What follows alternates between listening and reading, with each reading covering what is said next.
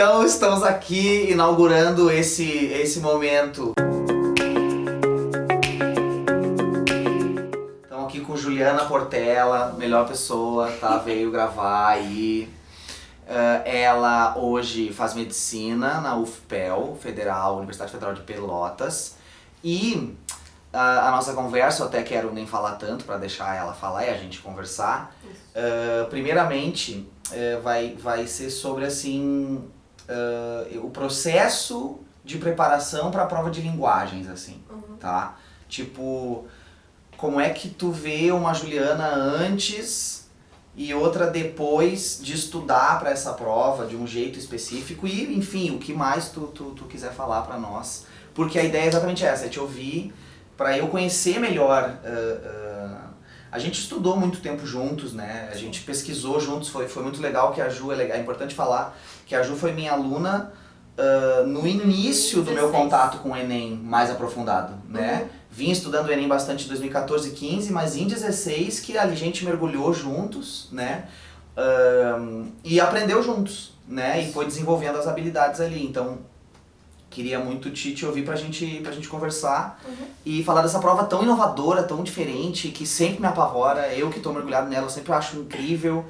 E é isso, assim, como é que tu vê antes e depois de preparar e a prova em si, tua relação com ela, etc. Sim. Oi. Eu acho que o mais importante da minha preparação pro Enem foi que antes de estudar especificamente as competências e habilidades, tudo aquilo que é estranho a gente tende a negar. Então eu achava que era uma prova que era impossível de fazer porque não tinha tempo suficiente, ou que eles tiravam as questões do infinito e que os textos eu não ia conseguir entender, e que era uma prova de interpretação e que era muita coisa e que não ia dar. Porque a gente vem de um sistema de ensino que te põe ali para responder se tem crase ou não tem crase. Mas tu não pensa sobre o processo de um artista na hora de botar ali uma exposição, ou de um performance na hora de fazer o que ele tá fazendo ali. Essas não são questões que vêm pra ti quando tu tá no ensino médio tradicional ou num cursinho tradicional. E eu acho que depois que eu comecei a entender o Enem, eu comecei a ver que essa prova era feita pra te conseguir, sabe? Que não é uma prova que quer botar um tempo menor porque ela quer te ferrar, ou porque tem muitas questões com texto, porque eles querem que tu leia todos os textos, seja especialista em texto e te forme em letras. Eu acho que não é isso, é tipo uma prova que tu tem que desenvolver um raciocínio específico, e é meio doloroso o processo de desenvolver esse raciocínio, porque tu não consegue, tu vai errar, vai ter aquela questão que era fácil, tu errou e tu perdeu nota por causa disso. Mas eu acho que quando tu engatilha no pensamento do Enem, as coisas fluem, elas simplesmente vão. Acho que isso é importante. Que seria esse pensamento do Enem, assim, se tu, né, não tem uma definição única também, nem nos cabe aqui, mas pra ti, assim, que chave foi essa que virou? Foi as competências e habilidades. 100% isso. Acho que saber as competências e habilidades de cor, tipo, eu escrevia elas, assim, repetidas vezes, com palavras-chave, porque depois que tu decora isso, e eu decorei porque foi o jeito que foi melhor pra mim, eu abri a prova e via na pergunta função, e daí eu, função da linguagem, vamos ler esse texto pensando exclusivamente nos tipos de função de linguagem que tem, e a partir disso pensar, sabe? Não pensar, tipo, olhar pra questão e tentar entender o que ela quer. É olhar pra questão vendo que ela já tá te pedindo uma coisa muito específica. Sim. Que vem daí, assim. Sim, não é qualquer coisa, né? Não é.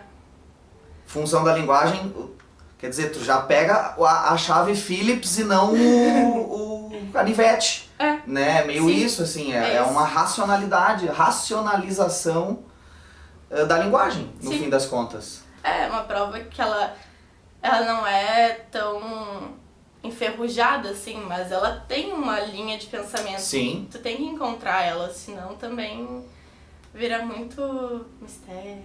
É isso que eu sinto também muito forte nos alunos, em todo mundo, que tipo, linguagens é um monstro, não dá pra fazer, bem isso, né?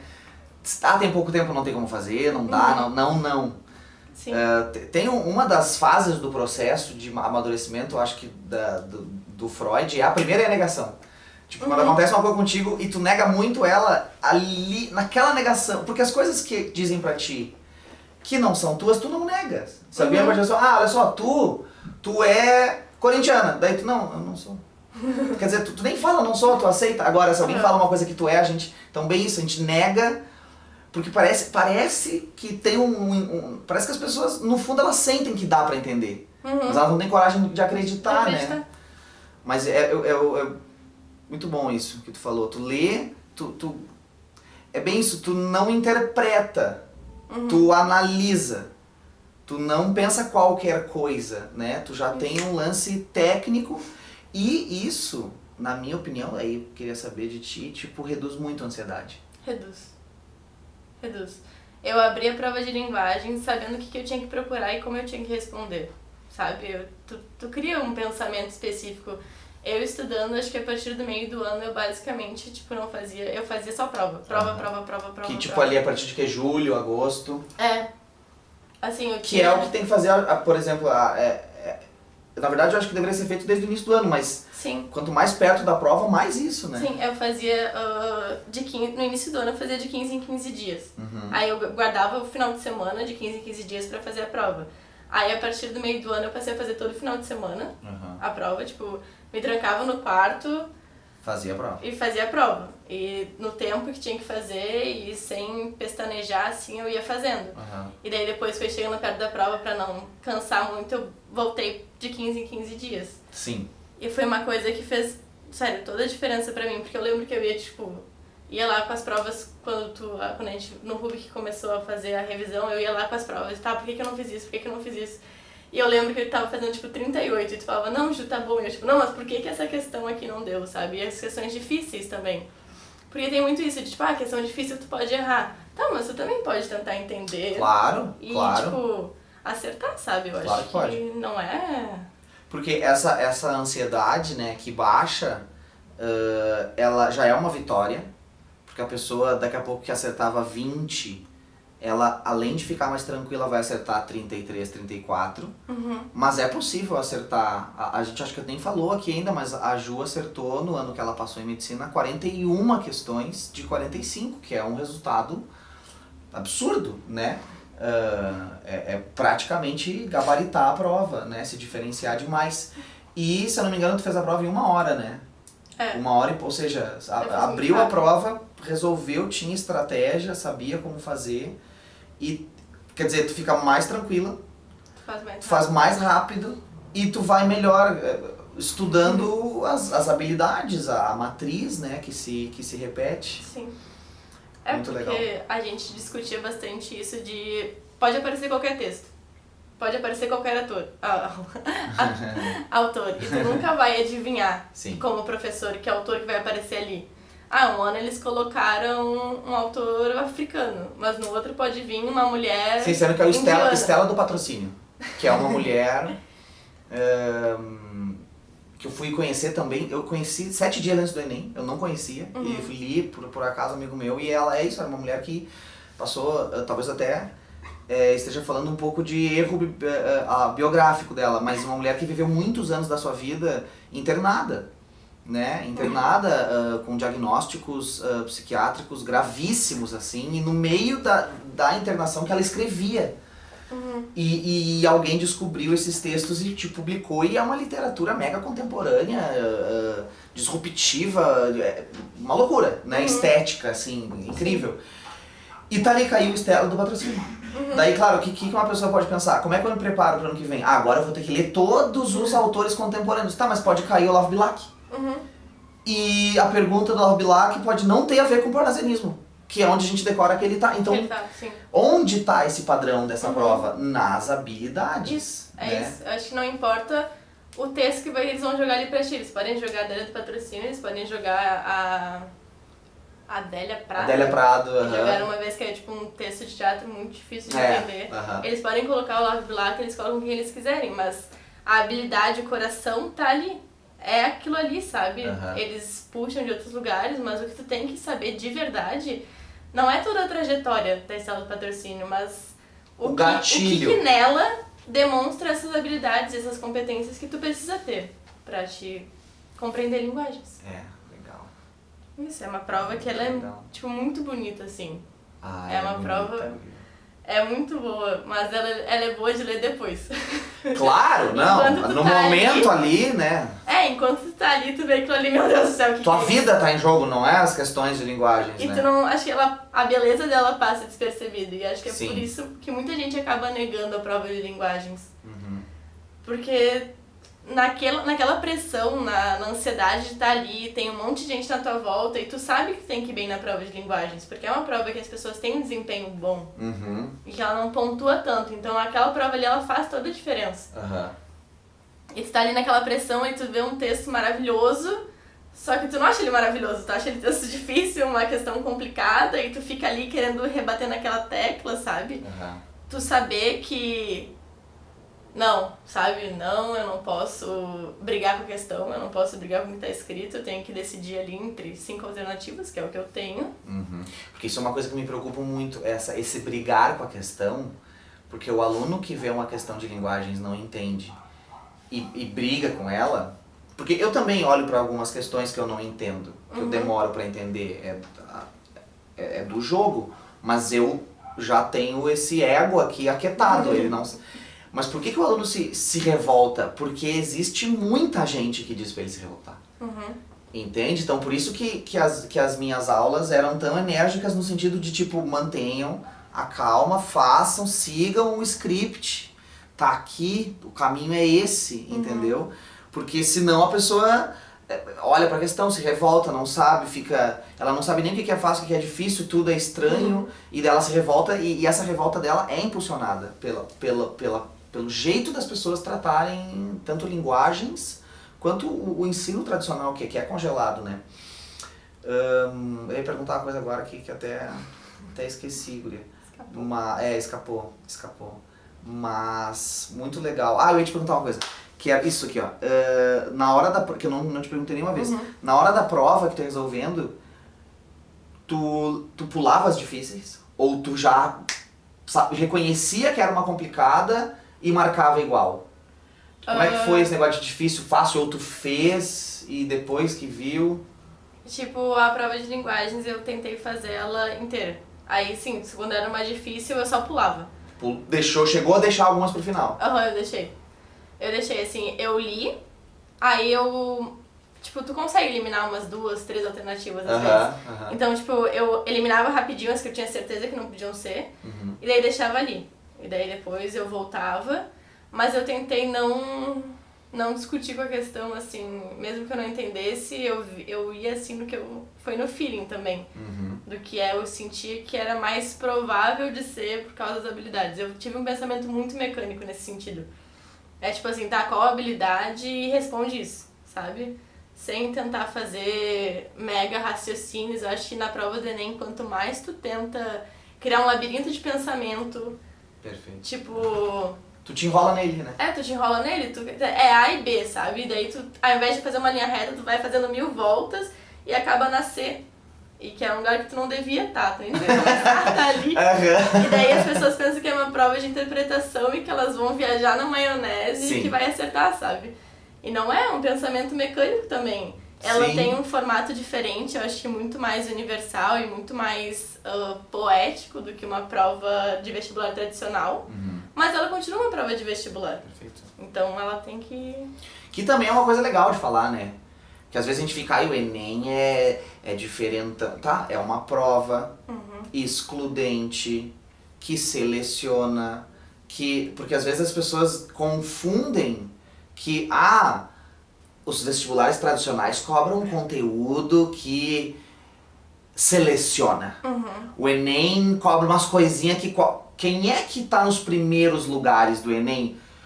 Os colégios militares do Brasil, ou que são os mesmos que estavam os melhores, entende? Então, a gente está aqui falando de uma coisa racional, técnica. Claro que ela tem sua beleza, exatamente como tu falou, tem uma beleza incrível, eu acho que ela é engrandecedora, assim, eu me sinto diferente depois que eu entendi a prova de linguagens, e é sempre um processo, e esses dias mesmo eu estava dando aula de funções da linguagem e lembrando de quando eu aprendi aquele conteúdo que eu achei que eu nunca ia usar numa sala de aula, e o Enem vem e premia, né, toda aquela noia com uma habilidade. Mas eu gosto muito disso que tu falou, que é mecânico. é mecânico. Outros alunos disseram isso pra mim também, que conseguiram bom desempenho, mas não de uma maneira tão clara assim. É mecânico, tu... Claro, resolvendo as provas anteriores, né? Tu já vê, ele sempre pergunta procedimento estético, procedimento estético, procedimento estético, procedimento estético. Até que tu... E o mais bonito de tudo, sabe o que é? É que, e aí eu acho, né? Que tu vai mecanizando, sem interpretar, sem viajar, tu mecaniza procedimento estético até que internaliza aquela ideia. E tu realmente tem o que a educação nasceu para ir fazer, que é aprendizagem. Aí tu, porque tu nunca tinha pensado procedimento estético. Literatura, o que é a literatura? É as escolas, é esse autor, liga essa coluna com o nome da obra que ele escreveu e vê a personagem se matou, se não matou. E aí o Enem pergunta questões de teoria da literatura. O nível de conhecimento, isso também é uma coisa importante de lembrar, o nível de conhecimento é acadêmico. Sim. Cobra adaptado ao ensino médio. Mas os assuntos são muito mais trabalhados na letras do que na escola, no ensino médio. Então são difíceis, são exigentes, não é assim, que legal, qualquer um chega e curte e interpreta. Tu quer ir bem em linguagens, tu tem que ler jornal, tu tem que ler bastante poema. Tá, mas Sim. ler poema como? Como se lê poema? Né? O que se pensa quando se lê um poema? Não é poema, assim como uma equação de terceiro grau, exige pressupostos. É objetivo, né? Sim. Ai, Ju, Eu muito acho legal. que Bem isso. eu acho que nisso entra também bastante, porque tu falou de ser privilégio. Eu tive muito privilégio de ter aula contigo, um professor que, tipo, se desafiou. Se desafiou numa época em que a prova do Enem ainda era meio nebulosa, assim, pra todo mundo. Eu acho que agora, cada vez mais o Enem é assunto, cada vez mais os professores querem tentar um bom desempenho dos seus alunos, porque é uma prova que faz toda a diferença. Mas eu sei que eu tive muito privilégio de ter te descoberto ali, naquela salinha, sem cadeira, sem nada. E, tipo, vamos cortar essa parte aí. Tava todo mundo disposto ali a aprender, sabe? Sim, eu sinto que sim. essa turma que eu tive contigo era uma turma de pessoas que não se viam nesse vestibular tradicional, que era uma coisa que eu sabia que eu não ia ir adiante, que eu tentava e me matava estudando e o resultado não vinha. E acho que porque eu não fui desenhada pra pensar desse jeito, não é o meu raciocínio, não funciona daquele jeito. E acho que tá numa sala de aula que todo mundo se desafiou. Tu tava ali aprendendo, a gente tava aprendendo contigo, acho que tornou tudo muito mais rico.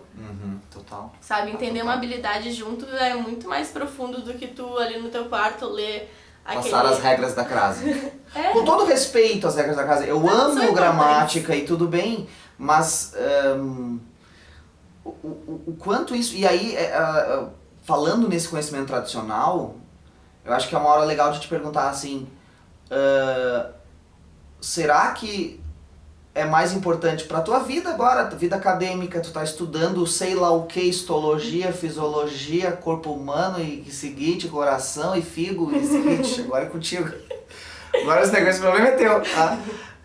Maravilhoso problema, né? Mas será que o que é mais útil para tua vida profissional, para tu existir na sociedade, para tu ser uma cidadã do mundo e viver a tua vida, será que as ferramentas das regras de crase e decorar as conjunções adversativas é mais útil de maneira pragmática na tua vida, ou será que é mais útil refletir, por exemplo, sobre como o interlocutor de uma mensagem é mais importante do que propriamente a mensagem que tu quer passar? Ou seja, uma médica, se ela se comunica com um tipo de pessoa, ela vai ter que adaptar a sua linguagem para outro tipo de pessoa. Ela pode dizer a mesma coisa, mas a tradução para perfis sociais diferentes é uma inteligência linguística.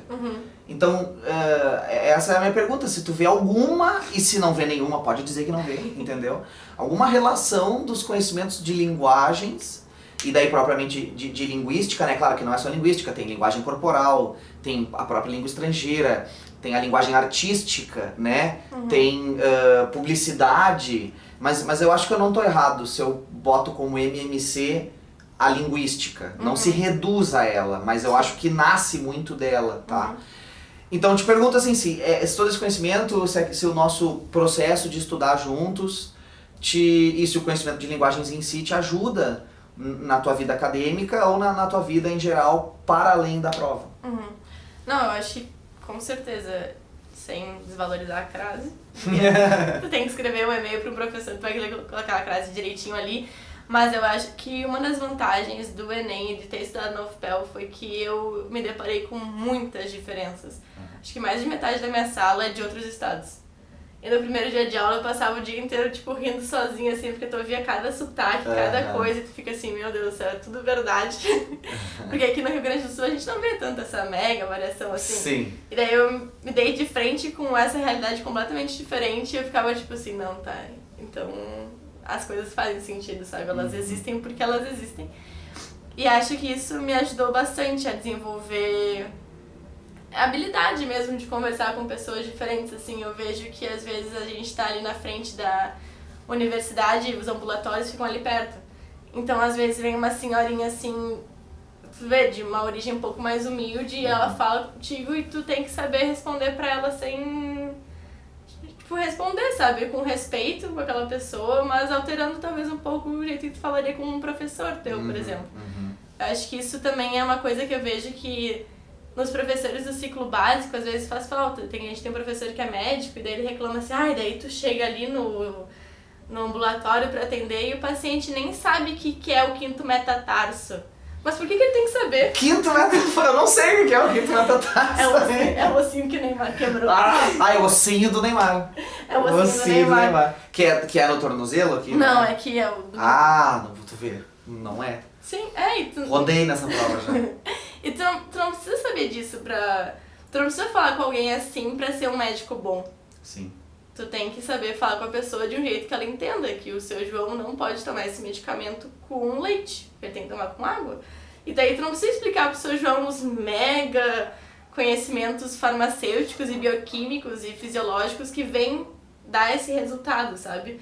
Mas tipo transmitir o conhecimento de um jeito que a pessoa sinta que ela é apta a exercer aquilo e, sei lá, sem grandes mistérios, sem...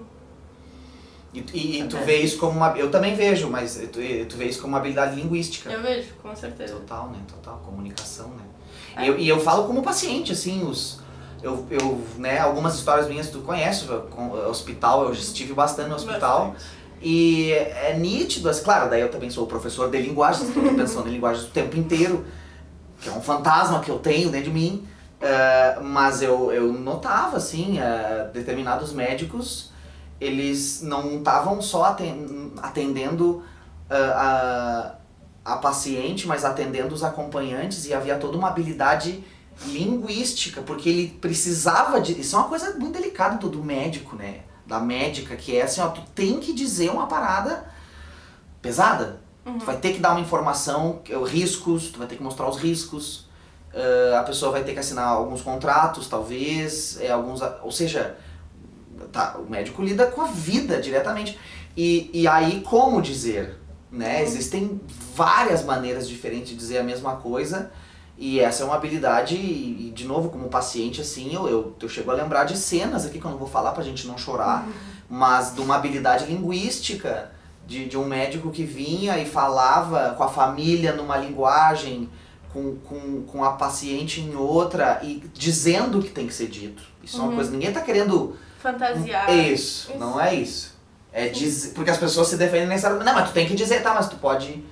Não precisa dizer na lata. Tu pode de maneira mais tu pode ser... Aí que tá, levar em conta o receptor da mensagem e não só o que tu quer dizer, que é um saber técnico, entendeu? Sim. Nas funções da linguagem, o Jacobson desenhou, o emissor, sabe? Então, quer dizer, tem uma área do estudo, né? Sim. E aí eu acho uma coisa mais louca, assim, que é bem mim, isso aqui bem meu, assim, não tava no script, que é um passo no século XXI, eu acho. Que é o passo de entender a linguagem como uma coisa. Que eu acho que a gente já entende a matemática como uma coisa.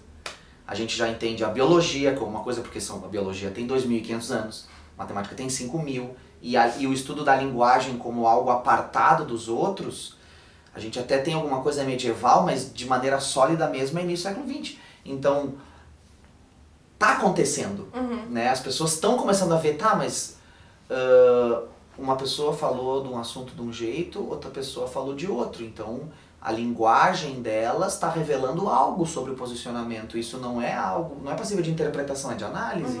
Então, isso é um passo muito legal, assim. E eu quero que todos os meus alunos sintam isso. Entendeu? Claro, todo mundo vai acertar 41 que nem a Juliana. Não, talvez não, porque 41 é um resultado absurdo, mas eu acho que todo mundo pode. Eu acho que todo mundo pode. 41, 42, gabaritar. Mas uma coisa que eu sei que todo mundo pode é melhorar em relação à situação que está, sem dúvida, e melhorar em relação à experiência de conhecimento, sabe? Me parece que estudar linguagem de maneira técnica e minimamente racional, e não intuitiva, ou subjetiva, ou sensitiva, é dar um passo, assim, pro século XXI. Porque é um pouco isso, a inteligência artificial é o desenvolvimento de uma linguagem, né? No momento que um robô se perguntar por que ele é robô, se ele conseguir fazer essa pergunta, a gente já não sei nada dessas coisas, eu sou tosco, eu nem sei mexer no Word direito. Acabou. O que é nós, o que é a linguagem? Porque tu mecanizou, botou uma série de sistemas e ele funciona, sozinho, né? Então, tô mais desabafando aqui, não tô fazendo pergunta nenhuma, tu quer me dizer, quer discordar, quer concordar, mas é muito isso, assim. Né? Ju, diz aí se tu lembra de alguma habilidade, porque a gente fala muito habilidade, eu falo muito, e às vezes os alunos ficam, tá, onde é que tá, né? Então, se tu lembra de alguma habilidade e relaciona ela com a prova, ou até com... Por exemplo, tu falou agora há pouco de que tu adapta a tua linguagem para diferentes situações. Tem uma habilidade que é a habilidade 26, que diz adaptar o nível, a variedade linguística a diferentes situações. Que é isso? Sim. Claro que tu não tem obrigação de lembrar do nome, do número da habilidade, mas tu incorporou. Acho que essa é a diferença da habilidade pro conteúdo. As habilidades viram jeitos de pensar na vida mesmo. Sim. Então se tu lembra de alguma, quer falar de alguma, a gente pode até... Posso fazer uma revisão aqui pra ti? Não, eu lembro que muito fazendo as questões, no jeito que eu tinha de fixar as competências e habilidades, era escrever num cantinho, assim. E eu lembro que as que eu errava, eu buscava entender a partir da habilidade da competência. Eu lembro que eu errava muito a da competência 18 e 17. Não, a habilidade 18 e 17 e a competência 6. Foram 18... pra mim.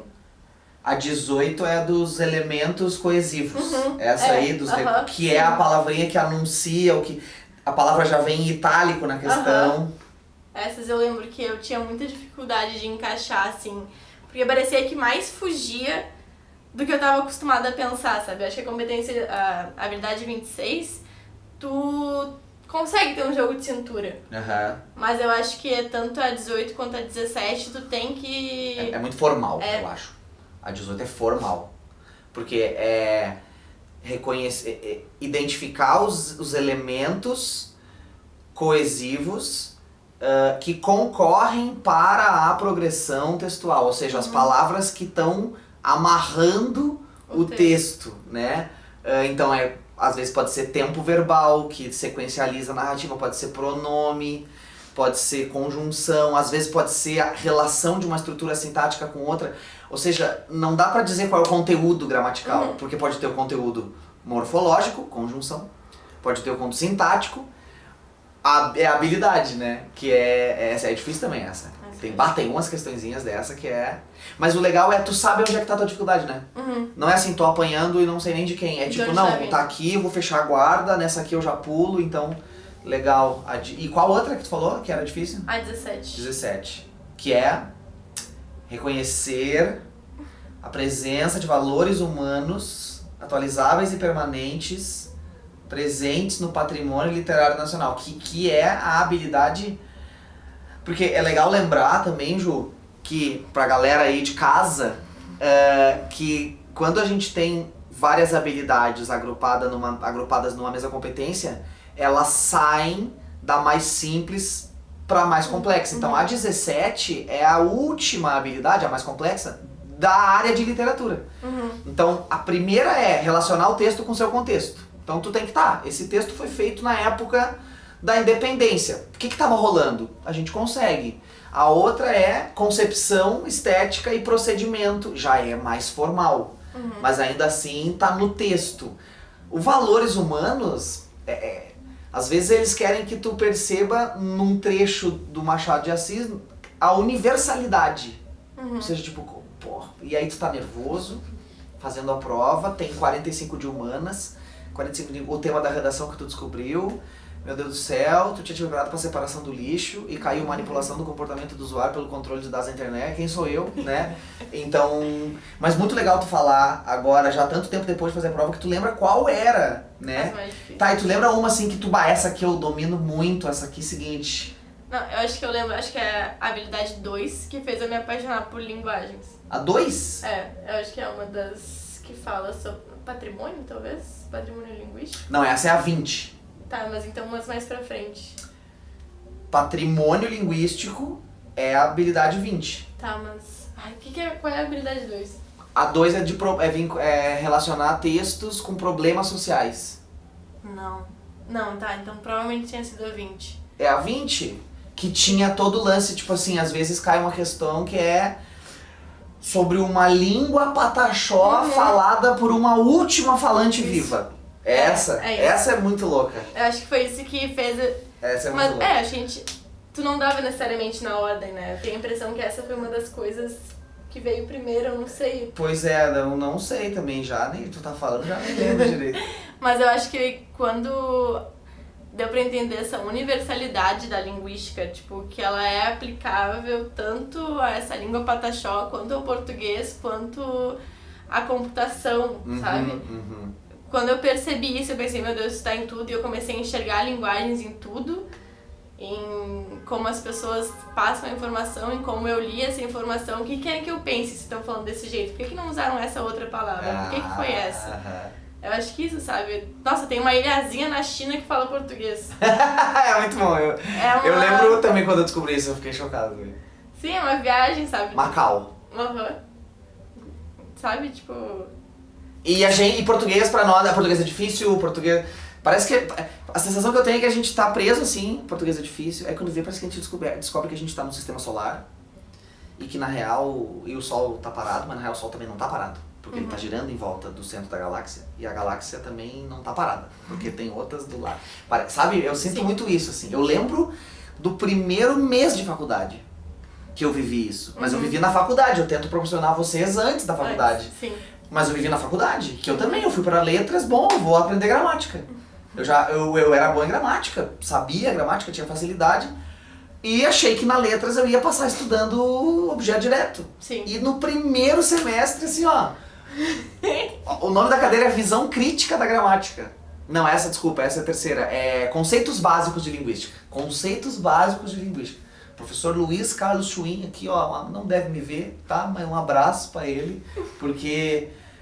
eu lembro. Só que o legal eu acho que existem dois tipos de pessoas, assim.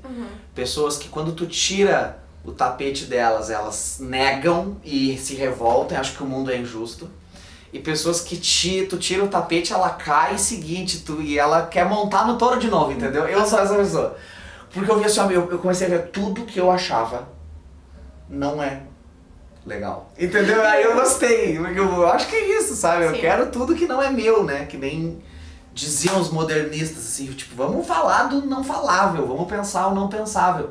E eu acho que a gente chega nisso com a linguagem. Sim, eu acho que talvez não digo que tenha, tipo, uma intenção ruim nisso, mas, tipo, no colégio eu sempre fui muito bem em português. Eu nunca tive, tipo, grandes dificuldades em achar objeto direto, decorar... Eu não tive dificuldade com isso, assim.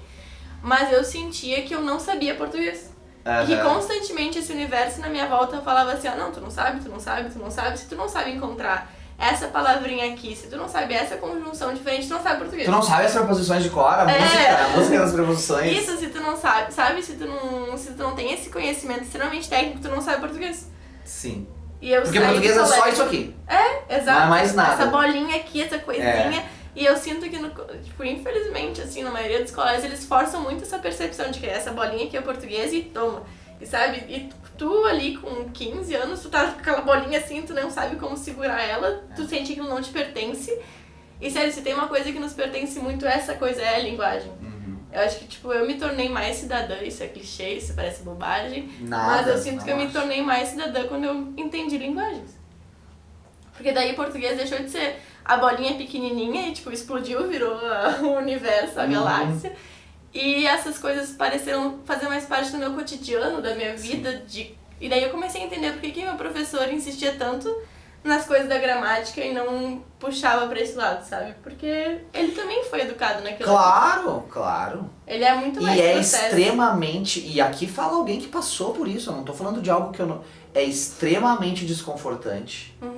Tu tá a vida inteira tendo uma concepção de língua que veio antes dos 15 anos. Tu tinha 9, 8, sim, e os teus pais já estavam ali conjugando um verbo aqui, fala direito, não é assim, direito, não é, né? E daí começa, tu vê, mas em 1916 tem um livro que diz, e aí tu começa a ver que tem uma linha de pensamento científico que mostra o quão mitológico é esses pensamentos.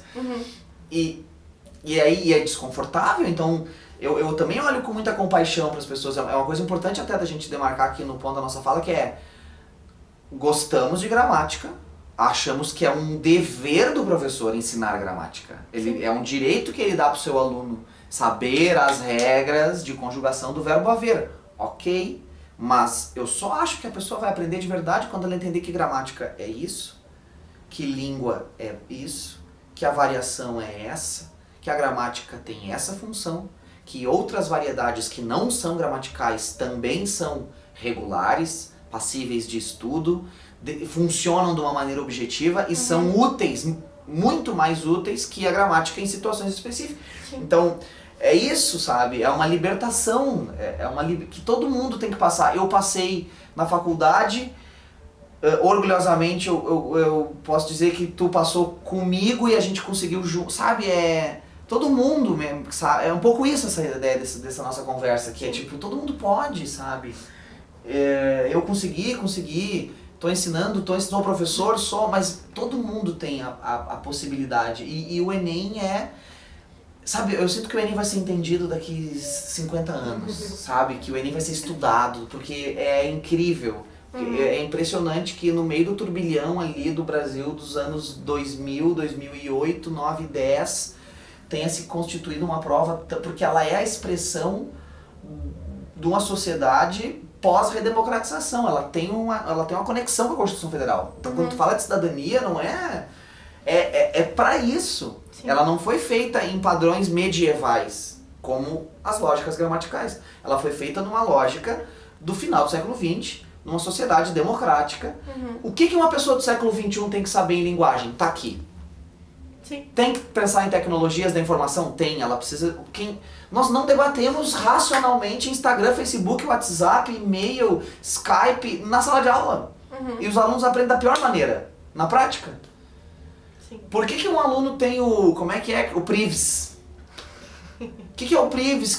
Por quê? Quer dizer, é importante os pais saberem isso. Sabe, é importante. A gente passou a vida inteira pedindo para as coisas que a gente estuda ter a ver com a nossa vida. A vida, pra que vai vender isso aqui? Pra quê? Aí o Enem é só isso. E as pessoas negam. Parece uma negação de uma coisa boa. Sabe quando tu conhece uma pessoa muito legal e parece que tu não gosta dela porque não tem defeito? Entendeu? Mas essa pessoa tá me incomodando porque não tem nada que me incomode nela. Ou seja, a gente tá habituado com causa. Parece que a gente quer se dar mal sempre. Pô, tá aqui, o negócio é bom, é prazeroso, é incrível, é metodológico. E aí eu vejo as pessoas estudando gramática pra prova de língua, decorando os casos de gramática. O que aconteceu com as pessoas? E aí é a interpretação, né? Acho legal a gente, de repente, começar ao fim aqui falando disso, tipo... eu quero que tu entenda a importância pedagógica da tua fala também. Tipo, as pessoas têm que te ouvir e pô, tá ali, ó, é possível, sabe? Não é só interpretação. Interpretação... E outra, interpretação não é essa coisa aí que a pessoa sente. Que, eu sou bom, eu li jornais, eu sou bom em interpretação. Não, o que é isso, entendeu? É racionalidade, é técnica, tem metodologia. Não, porque, claro, quando um professor ou uma professora dizem interpretação, eles lavam as mãos, né? É interpretação. E aí o aluno fica com aquilo ali, parece que tá com um filhote de boto na mão, entendeu? Sabe? E sofre, né? Então, enfim, estou muito feliz com tudo que está acontecendo, tá? Ju, queria te agradecer. Queria que tu falasse o que tu quisesse agora no final, o que viesse na tua cabeça agora, nesse momento, tá? Mas muito obrigado mesmo por ter vindo pessoalmente, te agradeço de coração, tá? A confiança, a disponibilidade, vir aqui, pô, sexta-feira, né? Claro, Chovendo. é chovendo, né? Eu acho importante. E obrigado, muito obrigado. Queria agradecer aqui na frente de todas as pessoas, porque a gente não sabe quem pode nos assistir, todo mundo, Brasil inteiro, tá? E muito obrigado por ter vindo, acho muito legal a tua caminhada. Lembro como se fosse ontem todos os nossos plantões de dúvidas, o nosso processo de lidar com as habilidades, a chegada no final do ano, que é muito prazerosa, né? Porque por mais que no meio quando tu chega ali um mês antes da prova e tu tá fazendo, tu começa a ver. Tu vê, é isso, vai cair, vai ser assim. E a coisa começa a ser previsível, né? Sim. E aí, enfim, o desempenho é... Mas enfim, queria te deixar aí à vontade, falar o que tu quiser sobre ti, sobre tua aprendizagem, enfim, sobre linguagens, sobre não linguagens.